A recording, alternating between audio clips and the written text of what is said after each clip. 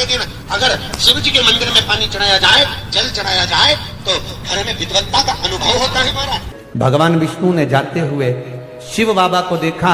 शंकर भगवान से, भगवान नारायण ने कहा आप कुछ कहेंगे नहीं? भगवान शंकर कहते हैं नारायण चिंता मत करो, बार के दिन अगर दाल चढ़ा कर जाएगा, चने की दाल को मंदिर के पीछे बैठकर ओम नमः शिवाय बोलकर जो नारायण को समर्पित करेगा, उसके मनवांचित फल को मैं 3 महीने में पूरा कर दूंगा, उसके मन की कामना को मैं 3 माह में पूर्ण कर दूंगा। आज भी नियम है, चने की दाल को लेकर जाते मंदिर के पीछे बैठकर चने की दाल को लेकर ओम नमः शिवाय का जाप करते हैं। 7 बार ओम नमः शिवाय बोलकर चने की दाल वापस घूमकर भगवान विष्णु को समर्पित करी जाती है, तो 3 महीने में मनोकामना पूरी हो जाती है। उस चने की दाल का इतना प्रमाण, इतना गुड़ जोड़ता है। जितने समय अतिथि हमारे घर में रहे, मेहमान हमारे घर में रहे, जिसको हमने आरती के समय पर गुड़ दिया है, जिसको हमने गुड़ दिया है, वो पाकर आनंद के साथ में। अच्छा, कभी तुमने सुना जो जिसके यहाँ पर गणेश जी नहीं होते, शादी ब्याह में अगर गणेश जी नहीं मिलते तो क्या करते हैं, वो गुड़ का जो ढेला होता है ना, उसी को आधा तोड़कर गणेश जी बना के रख देते हैं और उसी आधे गुड़ के ढेले का भोग लगा देते हैं। गुड़ का ही गणेश और गुड़ ही खजाना। देखिए जरा भाव देखिए हमारे सनातन धर्म, भगवान को रिझाने का तरीका देखिए। अब कई लोग कहते हैं ये गुड़ से क्या होता है, ये मूंग से क्या होता है, ये धने से क्या होता है, चावल से क्या होता है, बेलपत्र से क्या होता है।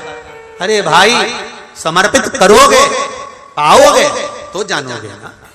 सावन के बार के दिन जिस लड़का और लड़की का विवाह नहीं हो रहा, बहुत हताश हो गए, परेशान हो गए, विवाह संबंध जमी नहीं रहा, किसी भी बुधवार के दिन तांबे के कलश में चने की दाल को भर लीजिए, किसी भी बुधवार, और तांबे के कलश में चने की दाल को भर लो, उसमें 2 गोल सुपारी रख लो, पूजन वाली सुपारी रख कर 2 सिक्के उसमें रख लो, पीले कपड़े से मुख बांध दो, उसका पूजन करो बुधवार के दिन भी, और गुरुवार के दिन उसका पूजन स्नान करने के बाद करना। पर घर में किसी से बात मत करना, मुख से शब्द मत बोलना, मुख झूठा मत करना। पूजन करने के बाद उल्टे हाथ पर कलश को रखकर सीधे हाथ से ढककर कोई ब्राह्मण के घर में जाकर साथ में किसी को ले जाओ, बिना बोले, बिना बात करे, बिना कहे, साथ जाकर ब्राह्मण का दरवाजा बजा दे, बात कर ले और में कह जाओ, पर तुम्हें नहीं बोलना है। और वो कलश ब्राह्मण के अपनी कामना कर कर वो कलश का दान दे दिया जाए। महाराज, ज्यादा से ज्यादा 4 महीना 3 महीने के अंदर विवाह संबंध पक्का हो जाता है। विवाह संबंध, चने की दाल का दान कुछ सहज नहीं है। रहा है कि मैं दुखों से पीछा छूट ही नहीं रहा, तब उस जगह पर बेलपत्री के मध्य भाग में पीला चंदन, ये जो पत्ती है और ये 2 पत्ती हैं, ये बड़ी पत्ती और ये बीच की जो 2 पत्ती हैं, इसके बीच में जो डंडी का भाग रहता है, जो बीच में डंडी का जो भाग है, बड़ी पत्ती और ये 2 छोटी पत्ती के मध्य में जो डंडी का भाग है, उस डंडी के भाग में पीला चंदन और एक अक्षत पीला। शंकर भगवान को प्रदोष के दिन आप अगर प्रदोष काल में समर्पित कर रहे हैं, तो ये निश्चित है कि धीरे धीरे कर कर वो दुख समाप्त होगा, वो दुख हटेगा ही। विश्वनाथ को कुछ नहीं चाहिए, मेरे शंकर को चाहिए क्या?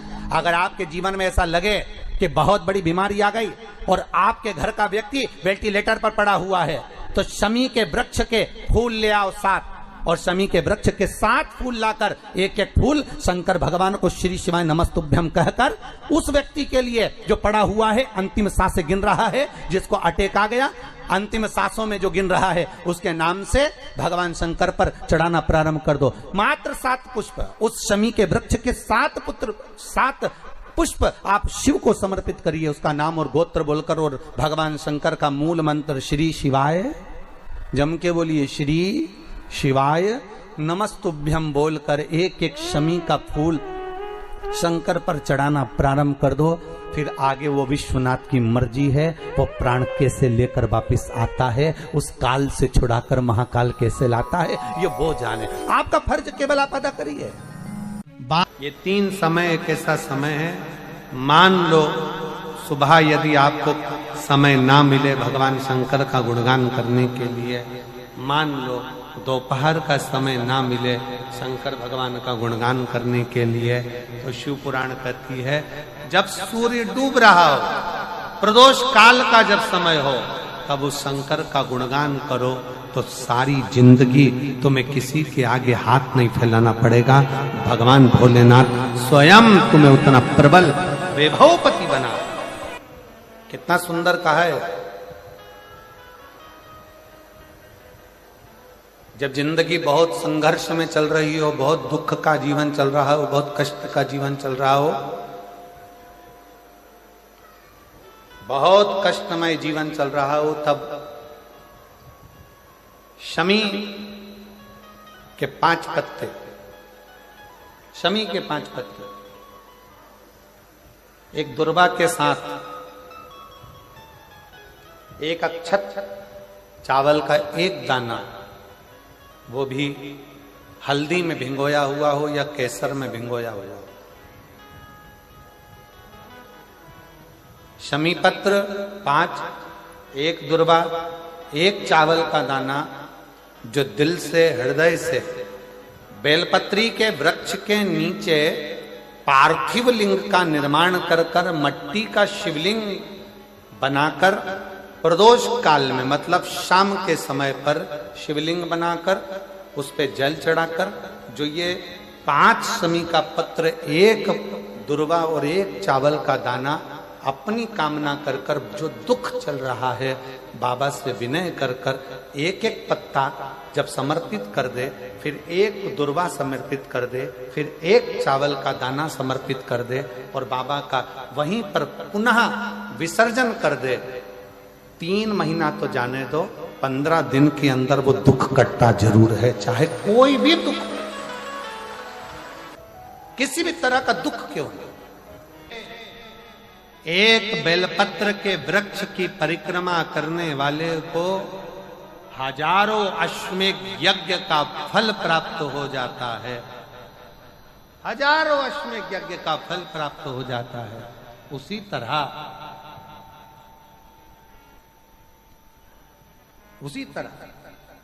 एक पार्थिव लिंग का निर्माण करने वाले को, मिट्टी का शिवलिंग का निर्माण कर कर पूजन करने वालों को 12 ज्योतिर्लिंग के शिवलिंग के दर्शन का पुण्य फल प्राप्त। जब श्री बद्रीनाथ भगवान विश्राम करते हैं, पट जब बंद होते हैं, तो मेरे नारायण के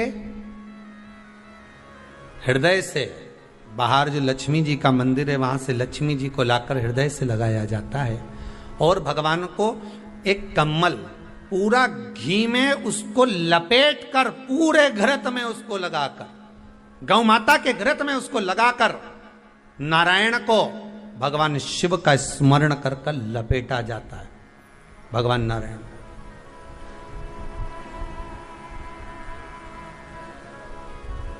बद्रीनाथ बाबा के मंदिर में दिया घी से भर दिया जाता है, ताले लगा दिए जाते हैं, सब नीचे आ जाते हैं। जब अक्षय तृतीया के समय पर पट खोलते हैं, बाबा का कम्मल घृत से जुड़ा हुआ वैसा कि वैसे ही घृत भरा हुआ, घृत में स्थिरता है, घर में घृत के अंदर लक्ष्मी का भाव आ जाता है। हमारे यहाँ हिंदू धर्म में बहुत सुंदर बात कही जाती थी पहले, आजकल जमाने में कहते कि नहीं कहते मालूम नहीं, पर मारवाड़ के अंदर एक रीति थी, घर के अंदर रसोई घर में एक इतनी बड़ी कुल्हड़ होती थी जिसमें घी भरा होता था, छोटी सी चम्मच होती थी, उसमें पूरे घर का घी खाली हो जाए और उस कुल्हड़ का घी खाली नहीं होना चाहिए। नानी भाई का मायरा सुना है आप लोगों ने? अगर नानी भाई का मायरा सुना होगा तो नानी भाई के मायरे में नरसिंह मेहता जी की जो दादी के प्राण छूटे थे, वो केवल इसी बात पे छूटे थे। अगर नानी भाई का मायरा सुना होगा तो आपको मालूम होगा, नानी भाई के मायरे में जब नरसिंह मेहता भोजन करने के लिए बैठे तो नरसिंह मेहता की भाभी दुरत गौरी ने कह दिया दादी के सामने, जब दादी बोली क्यों इसकी रोटी में घी नहीं लगा, तो कहा कुल्हड़ का घी समाप्त हो गया है, रसोई घर में जो बाटकी रखी थी उसका घी समाप्त हो गया। जय कुंवर भाई को चिंता लग गई, आंखों से अश्रु बहने लगे और जय कुंवर भाई नरसिंह मेहता की दादी प्राणों को छोड़ दी कि मेरे रसोई घर का घी समाप्त हो गया, मतलब ये घर अब बर्बाद होने में देरी नहीं लगेगी। नानी भाई का मायरा कहता है दादी के प्राण छूट गए थे, नैनों से नीर बह रहा था, केवल जरा सा संवाद। शास्त्र कहता है घर के रसोई घर में जिस बाटकी से आप रोटी पर घी लगाते हो उसकी बाटकी में भले आधा चम्मच घी पड़ा पर पड़े रहना चाहिए। क्यों? वो लक्ष्मी को घटने नहीं देता। जिस दिन बाटकी मंज जाए, साफ हो जाए, उसी दिन उसको धोकर पोंछ कर वापस भर देना चाहिए। अगर बाटकी गंदी हो गई तो आप धो पोछो, मना नहीं है, पर उसको धोने पोछने से पहले एक कटोरी में घी भर दो, चम्मच रख दो। पर रसोई घर में बाटकी में घी होना चाहिए और उसमें आप डालते रहो और लगाते रहो, रोटी में चलेगा, पर बाटकी का घी समाप्त नहीं होना चाहिए, कुल्हड़ का घी समाप्त नहीं होना चाहिए। वो बरकत है, वो भंडार है, वो संपदा है हमारी। घृत वैभव देता है, घृत वैभव प्रदान करता है,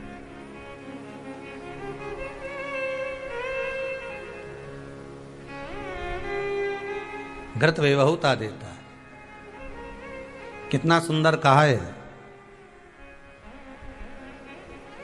शंकर भगवान के शिवलिंग पर घृत चढ़ाने के बाद आपने दही चढ़ाया शिव जी को, ठीक है, आपने दूध चढ़ाया, जल चढ़ाया, दही चढ़ाया, शहद चढ़ाया, शक्कर चढ़ाई, मिष्ठान चढ़ाया, जो भी आप शिव जी को चढ़ा रहे हो उसमें से केवल एक पदार्थ, एक वस्तु, घी, शंकर के शिवलिंग पर चढ़ाने के बाद में उसी शिवलिंग का घृत, जहां शिवलिंग रखा हुआ है, शिवलिंग जहां रखा रहता है उस कटी पर उस घृत से हस्त फेर देना चाहिए अपनी मनोकामना कर कर। जो अभिषेक आपने किया है वो अभिषेक का फल भगवान भोलेनाथ कुछ ही दिन में प्रदान कर देते हैं। मात्र उंगली फेर देने पर, घृत पात्र की उंगली, घृत का जो आप अभिषेक कर रहे हो, जल चढ़ा रहे हो, दूध चढ़ा रहे हो, आप पंचामृत सामग्री समर्पित कर रहे हो, आप दुनिया की सारी वस्तु भगवान को दे रहे हो, तो घी चढ़ाते समय जब घी चढ़ जाए, शंकर के शिवलिंग पर घी चढ़ गया, उसकी एक उंगली लेकर शिव मंदिर में जहां शंकर जी पिंडी पर बैठे हैं उस जलाधारी पर जो शिवलिंग रखा हुआ है उसके चारों तरफ उस घृत को लगा देना चाहिए अपनी कामना कर कर। महाराज शिव उसको स्वीकार करता है। क्यों? शंकर और पार्वती के मिलन स्थल, माता पार्वती की गोद में भगवान शंकर का जो शिवलिंग स्वरूप विराजमान है, हस्त कमल के अंतर्गत जो भगवान विराजमान है, उसका फल चोगना मिल जाए।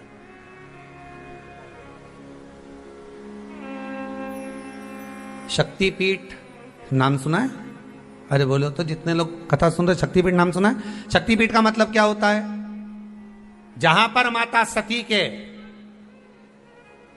अंग के टुकड़े होकर गिर पड़े वो शक्तिपीठ के रूप में निर्मित हो गए।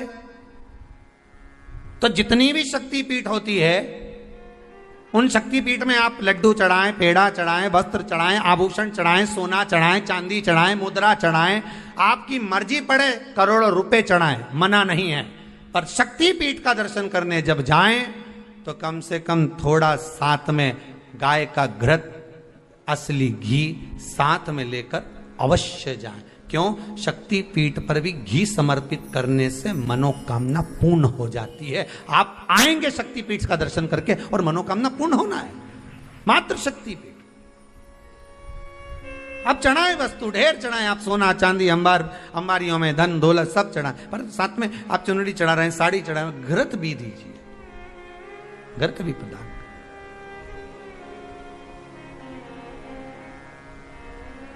घृत का दान मूल है। धर्म पत्नी से संतान नहीं, औलाद नहीं, बड़े दुखी है, बड़े दुखी। अच्छा, संतान नहीं हो, किसी नारी की गोद अगर, स्त्री की गोद अगर खाली रह जाए तो भी दुख होता है उसको कि मेरे घर में औलाद नहीं, संतान नहीं। हम कई बार कहे, आज फिर कहते हैं, ये टेस्ट भी बाद में कराना, सारी जांचें बाद में कराना। एक बार शंकर का भजन कर कर देख लो, सब जगह से अगर हार जाओ और सारे रिपोर्ट आपकी आपने सब दूर दिखा ली, तो एक बार शंकर पर भरोसा कर कर तुम रुका जी का नाम लेकर सफेद आंकड़े की जड़ को शिव जी पे से रजस्वला धर्म के 7वें दिन 21 बार घुमा लो, नाम गोत्र बोलकर कमर में लाल धागे में बांध लो, पीपल के पत्ते शिव जी को चढ़ाओ, उठाकर लाओ, उस एक पत्ते को रात्रि को गाय के दूध में उकालो और उस दूध को दोनों पति पत्नी पियो, साथ रहिए। समय आएगा, बाबा चाहेगा तो 3 या 4 महीने में गर्भ ठहर ही जाएगा।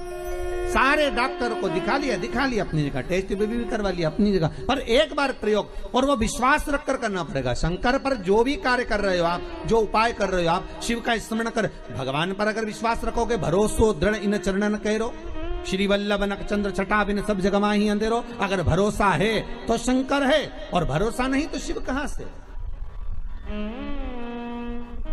विश्वास लेकर अगर आए हो तो काम तो होगा। ये लोग काशी से आए हुए हैं, विश्वास लेकर ही तो आए होंगे कि हम जाएंगे शंकर की कथा में तो बाबा कृपा जरूर करेगा। कई लोग यहाँ पर बैठे हुए हैं जो विश्वास लेकर आए हुए हैं, दूर दूर से आए हुए हैं, केवल विश्वास लेकर कि भगवान कृपा करेगा किसी ना किसी रूप में, मुझे विश्वास है कि बाबा मेरी सुनेगा।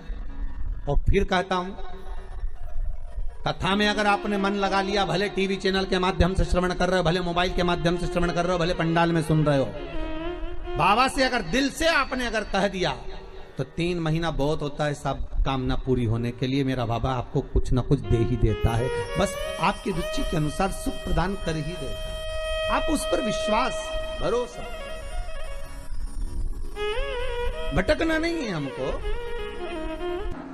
जिस नारी का रजोधर्म के अंतर्गत नारी को जो परेशानियां होती हैं, कोई के 8 दिन पहले, 4 दिन पहले, 3 दिन पहले कहीं ना कहीं रजोधर्म के अंतर्गत जो बीमारियां होती हैं, उसके लिए महाराज 7 चने की दाल के दाने तुलसी महारानी के सामने कटोरी में रखकर तुलसी के 3 पत्ते उसमें डालकर अपनी मनोकामना कर कर तुलसी में 3 बार जल छोड़कर वो तुलसी और वो चने की दाल ले जाएं और उसको धीरे धीरे कर कर एक एक कर कर सुबह शाम दोपहर में उसको खा लीजिए। रजो धर्म से जुड़ी हुई परेशानी समाप्त। कोई सहज नहीं है महाराज। चने की दाल को स्वर्ण दान का भी भाव कहा गया। हमारे हिंदू धर्म में चने की दाल को स्वर्ण दान भी करते हैं। जो व्यक्ति स्वर्ण दान नहीं कर पाता वो चने की दाल का दान कर देता है, तो स्वर्ण दान के बराबर मान्य है महाराज। फिर निवेदन करा, चने की दाल का व्याख्यान वर्णन फिर किया गया। मान लो कोई प्लाट है, कोई प्रॉपर्टी है, कोई जमीन है, कोई जायदाद और नहीं बिक रही, बहुत परेशान हो गए, लाखों करोड़ों रुपए तुम्हारे डूब गए और ये प्रॉपर्टी बिके, तब तुम उबरो, तो उसके लिए चने की दाल को एक रात्रि पहले रविवार के दिन घर में गला लीजिए और उसको गलाकर दूसरे दिन उसमें थोड़ा सा चंदन मिलाकर पीस लीजिए। पर पीसना आपको मिक्सर में नहीं है, पीसना आपको सिलवट्टे पर, चकोटी पर जो आपके यहाँ उससे उसको पीस लीजिए। और पीसने के बाद उसमें थोड़ा सा दूध मिलाकर शिव मंदिर में जाकर शंकर भगवान के शिवलिंग का सोमवार के दिन लेपन करिए। लेपन कर कर अपनी कामना कर कर शिवलिंग पर 3 उंगलियां लगा लीजिए महाराज, अपनी कामना कर कर। जो 3 उंगलियां आपने लगाई है, उंगली हटाते समय चंदन के लेपन को जो लगाया आपने, चने की दाल का लेपन, स्वर्ण का लेपन, उसको हम कहते हैं स्वर्ण लेपन, उसको लेकर आ जाइए महाराज। उसको थोड़ा सा लेकर आ जाओ, एक किसी भी फूल में उसको लगाकर जो जमीन, जो प्रॉपर्टी, जो जगह बेचना है वहां पटक दीजिए महाराज। उसके ग्राहक आना चालू हो जाएंगे और वो प्रॉपर्टी शीघ्र बिक जाएगी। अपनी कामना के अनुसार बिकेगी कि कितने में आपको बेचना, अपने अनुसार। महाराज चने की दाल स्वर्ण दान के बराबर है। चने की दाल को सहज नहीं समझा जाता, गुरु भक्ति के लिए बहुत मूल है। माताएं कई बार पीले गुरुवार करती हैं या केले के पेड़ के नीचे पूजन करती है तो चने दाल समर्पित करती है। क्यों करती है? उसका भाव है स्वर्ण दान के बराबर, मनवांचित फल की प्राप्ति के लिए, मनोकामना के लिए। जिस जमीन में फसल कम होती हो, जिस जमीन में प्रॉपर्टी के अंतर्गत कहीं लाभ नहीं मिल रहा हो, जो कई लोग वो जमीन की दलाली का काम करते हैं ना, जमीन बेचवाते हैं, खरीदवाते हैं और कोई लाभ ही नहीं मिल रहा, कई दिनों निकाल दिए, साल निकाल दिए, कोई लाभ नहीं हुआ, तो निवेदन है शंकर भगवान के मंदिर में शिवलिंग पर 108 चने के दाल समर्पित करो। उस 108 चने की दाल को प्रदोष के दिन शाम के समय समर्पित कर कर उस दाल को उठाकर लिया, जेब में पीले रुमाल के साथ उसको बांध कर रख लो। किसी प्रॉपर्टी का सौदा कराने जाओ, उसको पटक कर लेकर जाओ, आपके लाभ होना चालू, सौदे होना चालू, आपको कमीशन मिलना चालू। बद्रीनाथ में अगर 41 दाने चने की दाल के पीले कपड़े में बांध कर जो शंकर भगवान के 41 बार नाम लेकर बद्रिकाश्रम को चढ़ाता है, आज भी उसकी मनोकामना पूरी हो जाती है। इसलिए बद्री नारायण में चने की दाल चढ़ती है। क्यों चढ़ती है किसी को नहीं मालूम, पर उसका कारण यह शिव महापुराण में लिखा कि बद्रिकाश्रम में चने की दाल शंकर भगवान का नाम लेकर चढ़ाई जाती है। क्यों? क्योंकि जब जैसे दादी को स्वर्ण सीढ़ी चढ़ाते हैं, देखा स्वर्ण सीढ़ी चढ़ाते हैं तो चने की दाल बर्तन में भरते हैं, फिर उसमें सोने की सीढ़ी रखते हैं, तब वो स्वर्ण सीढ़ी चढ़ती है। उसी तरह जब हम किसी बच्चे को गोदी लेते हैं और उसको कोई दान देते हैं, अपना मकान अपनी जायदाद जब उसके नाम लिखते हैं, तो बच्चे को जब गोदी लिया जाता है तो सामने थाली में चने की दाल भरी जाती है। नामकरण संस्कार जब बच्चे का किया जाता है तो सामने थाली में चने की दाल रखी जाती है। क्यों? चने की दाल जब हम दान करते हैं तो स्वर्ण के बराबर दान का, प्रॉपर्टी के बराबर दान का लाभ जीव को प्राप्त होता है। आज भी नारायण के मंदिर में बद्रिकाश्रम में 41 दाने चने की दाल के देने पर, आपको 41 तो गिनता नहीं इसलिए पोटली में बांध कर ले जाता है, जितने हैं दे दो, शिव का नाम समर्पित करिए। हर हर भगवान शिव का नाम लेकर बद्रिकाश्रम में चने की दाल का दान।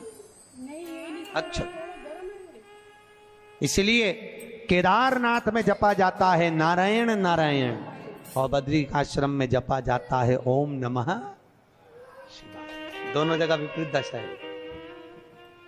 केदारनाथ जी में क्या जपना चाहिए? श्रीमन नारायण ओम नमो भगवते वासुदेवाय श्री कृष्ण शरणम मम। ऐसे केदारनाथ जी में बैठकर भगवान का नाम का जाप करना चाहिए। और बद्रिकाश्रम में जब भी जाओ तो मुख से ओम नमः शिवाय, ओम नमः शिवाय। जैसे व्यक्ति का कोई काम नहीं हो रहा हो, बहुत दिन से लगे, बहुत समय से लगे, ये काम हो ही नहीं रहा, तो शंकर जी का नाम को उल्टा कर कर जपना चालू कर दो। नमः शिवाय ओम। सीधा नाम क्या है? ओम नमः शिवाय, शिवाय नमः ओम।